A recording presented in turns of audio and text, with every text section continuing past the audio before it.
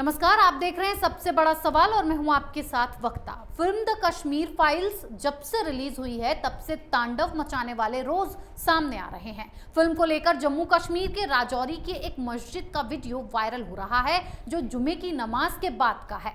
इस वीडियो में मौलवी भड़काऊ बयान देते हुए फिल्म को बंद करने की मांग कर रहा है।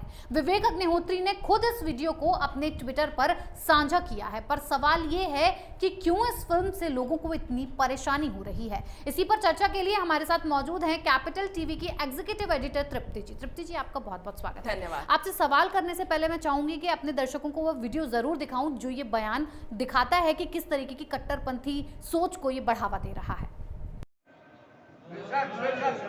क्या आप लोग इस बात की मजम्मत करते हो कि ये फिल्म बंद होनी चाहिए? आप दोनों खड़े करके ऐलान करो, ये फिल्म पर पाबंदी लगनी चाहिए। हम अमन पसंद लोग हैं, हम इस मुल्क में अमन चाहते हैं और हमने इस मुल्क पर 800 साल हुकूमत की।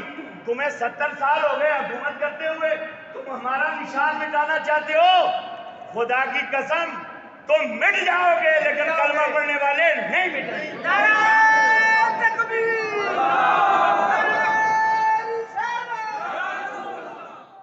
तो जैसा कि तृप्ति जी आपने सुना अभी वीडियो में कि 800 साल हमने राज किया है और 70 साल राज करने वाले हमारा नामो निशान नहीं मिटा सकते, इसका मतलब क्या है? देखिए, इसके बहुत सारे मतलब हैं। पहला मतलब तो ये है कि ये बोल रहे हैं मौलाना साहब कि 800 साल हमने राज किया है और साथ में ये भी बोल रहे हैं कि हम अमन चाहते हैं। तो भाई 800 साल में जिस तरह का अमन आप लोगों ने दिखाया था, जिस तरह से कन्वर्जन हुआ था इस 800 साल के दौरान जिनकी ये बात कर रहे हैं, तो भाई अगर उसे आप अमन बोलते हैं तो वही अमन जो है ना कश्मीर में दिखाया गया था 90 के दशक में, 80 के दशक में। तो यहाँ पर सवाल यही है कि क्या चुप बैठ के आपके इस सो कॉल्ड अमन को बर्दाश्त किया जाए? पहली बात तो ये हो गई। अब दूसरी बात ये है, अब ये जो वीडियो आया है ये सीधे सीधे जवाब है अरविंद केजरीवाल जैसे लोगों के लिए जो ये बोलते हैं कि भाई बीजेपी 8 साल से है, उन्होंने कितने कश्मीरी पंडितों को वहां पर बसा दिया। और ये सिर्फ अरविंद केजरीवाल नहीं बोलते, ये वो लेफ्ट लिबरल और ये जो एक टुकड़े टुकड़े गैंग जो चल रहा है, जिनको ये मिर्ची लगी हुई है इस फिल्म की सफलता से, ये सब बोल रहे हैं कि आप है ना वहां पे जाके बसा क्यों नहीं देते, आपकी तो इतने सालों से सरकार है। भाई जो मौलवी कश्मीर में आज 2022 में, जबकि केंद्र में बीजेपी की सरकार है और ये बोलते हैं कि ये फासिस्ट सरकार है, उसके बावजूद वहां खड़े होके, जहां केंद्र शासित प्रदेश हो चुका है कश्मीर, वहां खड़े होके वो ये बोल रहा है कि हमने 800 साल राज किया है और हम अपने आप को मिटने नहीं देंगे। और ये 70 साल की हुकूमत चाहती है। 70 साल यानी सीधे लपेट लिया सबको, जिसमें नेहरू से लेकर और मनमोहन सिंह तक सब आ जाते हैं। तो ये और सारे हिंदू रहे हैं या सिख रहे हैं, जो भी हमारे प्रधानमंत्री रहे हैं, कोई मुसलमान नहीं रहा है। तो ये कह रहे कि इनकी सत्ता हमें मिटाना चाहती है। तो भाई ये जवाब है उन लोगों के लिए कि अगर आप ये सोच रहे हैं कि जो ये सोच 800 साल से चली आ रही है उसको 8 साल के अंदर खत्म कर दिया जाएगा और कश्मीरी पंडितों को जाके बोला जाएगा अब हमारी सरकार आ गई है, तुम जाओ तुरंत वहां जाके रहने लग जाओ, जाओ तुम्हारे लिए हमने दरवाजे खोल दिए हैं, और वो वहां जाके बस जाएंगे, तो वहां ये रह रहे लोग जो खुद को ये बोल रहे हैं कि हमने 800 साल राज किया है, क्या ये उन्हें दोबारा वहां पर बसने देंगे? क्या ये इन्हें जिंदा रहने देंगे? मैं आपको एक बात बताती हूँ, ये जो कश्मीरी पंडित हैं 370 हटने के बाद सबसे ज्यादा खुश ये हुए थे, ठीक है, इनको पूरी उम्मीद थी कि अब जो है हमारे पुनर्वास का काम शुरू होगा।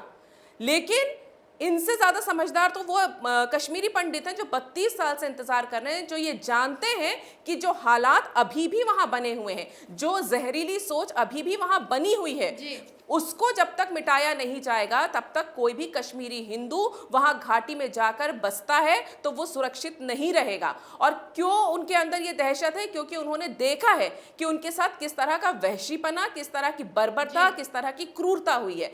तो ये जो मौलाना बोल रहा है कि 800 साल, ये सीधे सीधे मानसिकता को दर्शाता है।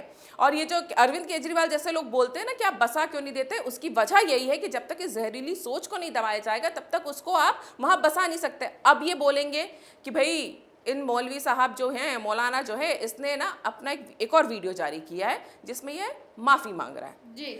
ये कह रहा है कि भाई मेरे बयानों को तोड़ मरोड़ कर पेश किया गया।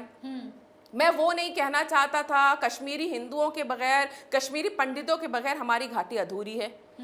जब तुम नाराए तदबीर कल लगा रहे थे, जब ये वीडियो बना था और जिस तरह से भीड़ तुम्हारे साथ पूरा समर्थन दे रही थी, वो वहाँ के स्थायी निवासी लोकल रेसिडेंट्स हैं, ठीक है। अब ऐसा तो है नहीं कि रात भर में मौलाना का हृदय परिवर्तन हो गया कि नहीं नहीं मुझे तो कश्मीरी पंडितों के बगैर ये घाटी अधूरी लगती है।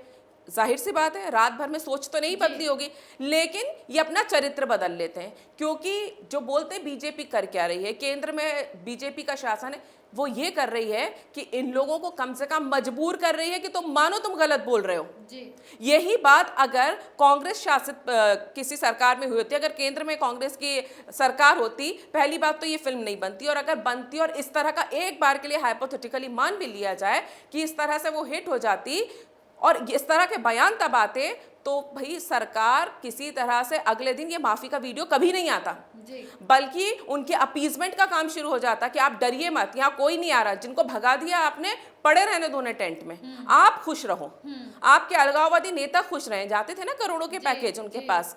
तो बेसिकली अब आपको ये समझना होगा कि जो लोग ये पूछ रहे हैं कि सरकार कर क्या रही है, तो सरकार ये कर रही है कि सरकार ऐसे बयान देने वालों को अगले दिन माफी मंगवा देती है। अब लेकिन इस जहरीली सोच को जड़ से मिटाने के लिए समय चाहिए, और अगर आप कश्मीरी पंडितों को वहां बसाना चाहते हैं तो उन्हें फिर से खतरे में नहीं डाल सकते हैं कि आप जाइए वहां बस जाइए। क्योंकि देखिए सरकार जो है ना, जब तक इस चीज को पुख्ता नहीं कर लेती कि वहां के जो लोकल लोग हैं, जिनके दिमाग में ये जहर भर दिया गया है, जिनके दिमाग में ये मुगालता है कि हमने 800 साल राज किया है और हमें कोई मिटा नहीं सकता, और अगर हिंदू यहाँ पर आ गए तो वापस उन्हीं की जमीनें, उन्हीं के घर लूटे, इन्हीं लोगों ने लूटे होंगे ना, यही लोग रह रहे हैं ना जो आज बोल रहे हैं कि कश्मीरी पंडितों के बगैर हमारी घाटी अधूरी है।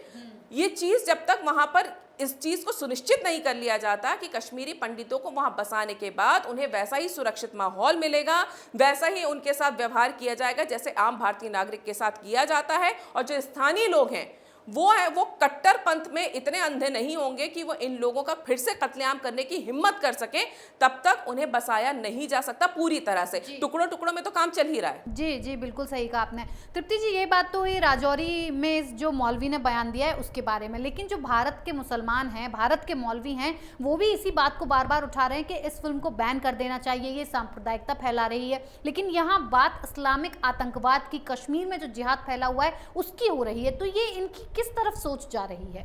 देखिए कश्मीर भी भारत का ही हिस्सा है, तो भारत के बाकी हिस्सों के ये वो मुसलमान हैं जो कि जब कश्मीर में कश्मीरी पंडितों, कश्मीरी हिंदुओं पर जब ये अत्याचार हो रहे थे, तो ये लोग यही लोग थे जो ये कहते थे कि वो तो कश्मीर के लोग हैं, वहाँ तो वो कश्मीरी मुसलमान ये कर रहे हैं। लेकिन जब इन्हीं कश्मीरी जिहादी इस्लामिस्ट लोगों की सच्चाई पर्दे पर आई तो ये एकदम चुप बैठ गए।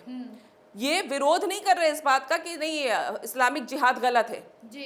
इनमें से कोई ये नहीं बोल रहा कि भाई ये जो कुछ भी हुआ इस्लाम के नाम पर जो किया गया, कन्वर्ट करने की बात की गई, औरतों के साथ अत्याचार हुए, ये गलत है, इस सोच को हमें बढ़ावा नहीं देना। वो क्या कह रहे हैं कि फिल्म बैन कर दीजिए, इससे सांप्रदायिकता फैलती है। एक ही नहीं, मैंने कई जगह और भी देश के कई हिस्सों से वीडियोस आए हैं, आप सोशल मीडिया पे जाकर चेक कर लीजिए। कई मौलानाओं ने ये बोला है कि इस फिल्म को बैन कर देना चाहिए, रिलीज नहीं होने देना चाहिए। कांग्रेस जैसी पार्टियां, आम आदमी पार्टी जैसे लोग, उनके केजरीवाल जैसे लोग बोल रहे हैं कि इसको बंद कर देना चाहिए। भाई ये सोच दरअसल ये यूनिवर्सल सोच है। जो नाराए तदबीर जब लगता है ना, जब आप भारत का मुसलमान अपने आप को सिर्फ एक मुसलमान के नज़रिए से सोच कर देखेगा तो वो कभी उनके खिलाफ बोलेगा ही नहीं। अगर आप एक भारतीय की नज़र से देखेंगे और संवेदनाओं के साथ देखेंगे तो जाहिर सी बात है आप इसका विरोध करेंगे, क्योंकि जो हुआ है जब विदेशी लोग, अमेरिका में रहने वाले, ऑस्ट्रेलिया में रहने वाले, अफ्रीका में रहने वाले लोगों को लग रहा है कि गलत हुआ है, तो भाई भारत के मुसलमानों के साथ को ये क्यों नहीं लग रहा है? और अगर लग भी रहा है तो ये चुप क्यों बैठ जाते हैं? इनकी ये चुप्पी जो है ना, यही इनकी जो आज की ये जो खुद को कहते हैं कि हमें हाशिए पे धकेल दिया गया है, इसकी सबसे बड़ी वजह है। भाई जब फ्रांस में कार्टून बना दिया जाता है तो भाई तुम भारत की सड़कें जाम कर देते हो, फ्रांस के राष्ट्रपति के पोस्टर लगा के उस पर जूते मारते हो, भोपाल में, लखनऊ में, दिल्ली में। तुम्हें वहां की चिंता है, लेकिन तुम्हारे खुद के देश में कश्मीर में इस्लाम के नाम पर जिहादी जो है कत्लेआम मचा रहे हैं, खून बहा रहे हैं, लेकिन तुम चुप बैठोगे क्योंकि तब तुम्हें इस्लाम याद आ जाता है, तब तुम्हें लगता है कि नहीं ये कौम का मामला है। तो जब तक आप कौम से अलग हटके अत्याचारों को नहीं देखोगे और इस तरह की चुप्पी बनाए रखोगे तो आप इसी तरह के सवाल उठाओगे। और अगर आप ऐसे सवाल उठाओगे तो अगर आप ये सोचते हो कि इससे सांप्रदायिकता नहीं फैलेगी, तो इससे सबसे बड़ी सांप्रदायिकता आपकी तरफ से फैलेगी, क्योंकि हर हिंदू को ये लगेगा कि ये जुल्मों के खिलाफ जो इनकी कौम की तरफ से जिहादी करते हैं, आप उस पर आवाज नहीं उठाते हैं, मूक समर्थन देते हैं, तो वो आपसे दूरी बना लेगा।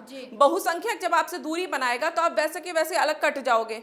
लेकिन अगर आप साथ में आओगे और ये बात उठाओगे कि हाँ ये जो बात कही जा रही है ये गलत है, इस तरह के अत्याचार नहीं होने चाहिए थे, भले ही वो इस्लाम के नाम पे हुए, ये बोल दें एक बार आके कि जिन लोगों ने इस्लाम के नाम पर इस तरह से अत्याचार किए हैं उनको इस्लाम से निकाल देना चाहिए, उनको मुसलमान नहीं मानना चाहिए। आतंकवाद का धर्म नहीं होता। अरे इस्लाम के नाम पे पीट दिए गए, मार दिए गए, कत्लेआम करके निकाल दिए गए, तो फिर कैसे धर्म नहीं होता आतंकवाद का?